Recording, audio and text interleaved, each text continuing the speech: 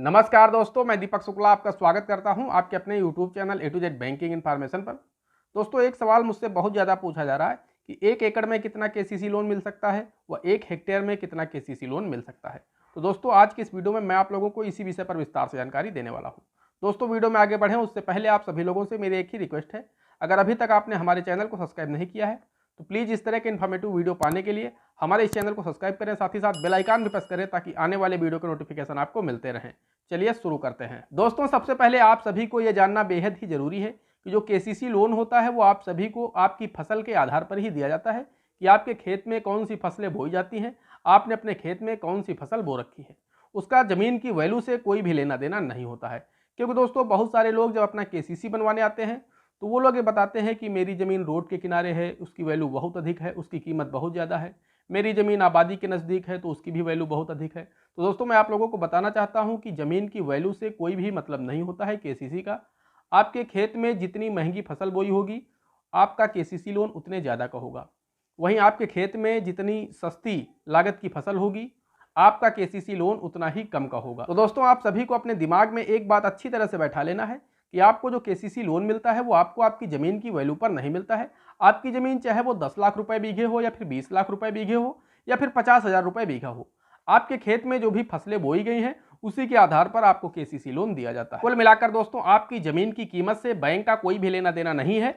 आपकी ज़मीन चाहे महंगी हो या फिर सस्ती हो, आपकी ज़मीन की वैल्यू चाहे जितनी अधिक हो या फिर कम हो, अगर आपके उस खेत में फसल बोई जा रही है और उस फसल की लागत ज़्यादा है, तब दोस्तों आपको ज़्यादा केसीसी लोन मिल जाएगा। वहीं जिसकी ज़मीन रोड के किनारे है, आबादी के किनारे है, लेकिन उसके खेत में सस्ती फसलें बोई जा रही हैं, तब दोस्तों उसको जो केसीसी लोन मिलेगा वो कम मिलेगा। दोस्तों, उदाहरण के लिए हम उत्तर प्रदेश के उन्नाव जिले को ले लेते हैं कि अगर हमें किसान क्रेडिट कार्ड बनवाना हो और हमारे पास 1 हेक्टेयर भूमि है, तब दोस्तों हमें कितना केसीसी लोन बैंक से मिल सकता है।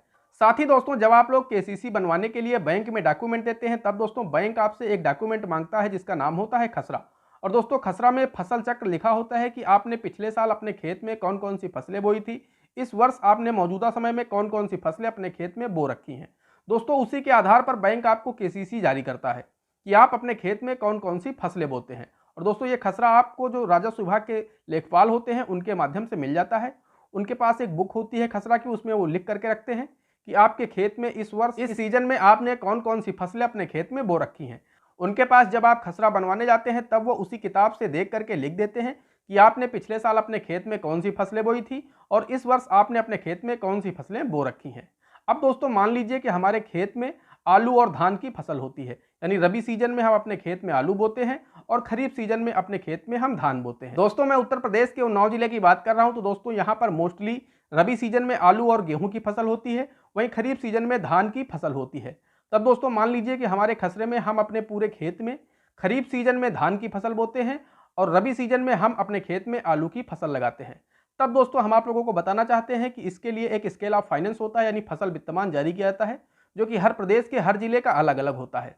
दोस्तों, उसमें लिखा होता है कि 1 हेक्टेयर में उस जिले में कितनी लागत आने वाली है उस फसल में। दोस्तों, अगर हम उत्तर प्रदेश के उन्नाव जिले के फाइनेंशियल ईयर 2022-23 की बात करें कि इस वर्ष के लिए क्या स्केल ऑफ फाइनेंस निर्धारित किया गया है, यानी फसल वित्तमान क्या है, तो दोस्तों हम आप लोगों को बताना चाहते हैं कि आलू के लिए 1,20,000 रुपये प्रति हेक्टेयर, वही गेहूं के लिए 60,000 रुपये प्रति हेक्टेयर व धान के लिए 61,000 रुपये प्रति हेक्टेयर की लागत रखी गई है। अब दोस्तों, अगर हम 1 हेक्टेयर में आलू व धान के लिए केसीसी लोन लेना चाहते हैं, तब दोस्तों हमें सीधे सीधे 1 हेक्टेयर पर आलू के लिए 1,20,000 रुपये मिल जाएगा। वहीं दोस्तों, धान के लिए 1 हेक्टेयर पर 61,000 रुपये मिल जाएगा। दोस्तों, अगर इन दोनों का हम टोटल करते हैं तो 1,81,000 रुपये हो जाते हैं। अब दोस्तों, इसमें आपको 10% मिल जाता है फसलों की भंडारण व उनके रखरखाव के लिए। साथ ही दोस्तों, आप लोगों को 20% मिल जाता है अपने घरेलू उपभोग के लिए। तो दोस्तों, इसमें से 30% और बढ़ जाएगा। अब दोस्तों, 1,80,000 का अगर हम 30% बढ़ाते हैं तो लगभग ये 54,000 रुपये हो जाता है। अब दोस्तों, अगर हम इन दोनों को ऐड कर देते हैं 1,81,000 प्लस 54,000, तब दोस्तों ये हो जाता है 2,35,000 रुपये। दोस्तों, अगर हम अपने 1 हेक्टेयर खेत में आलू व धान की फसल लगाते हैं, तब दोस्तों हमें बैंक से 2,35,000 रुपये का पहले वर्ष के लिए पैसा मिल सकता है। अब दोस्तों, बात करें दूसरे वर्ष की, तो दोस्तों इसका 10% नेक्स्ट ईयर बढ़ जाएगा। दोस्तों, केसीसी 5 वर्ष के लिए जारी किया जाता है, तो इसमें हर वर्ष 10% बढ़ा करके फाइनल लिमिट तैयार की जाती है।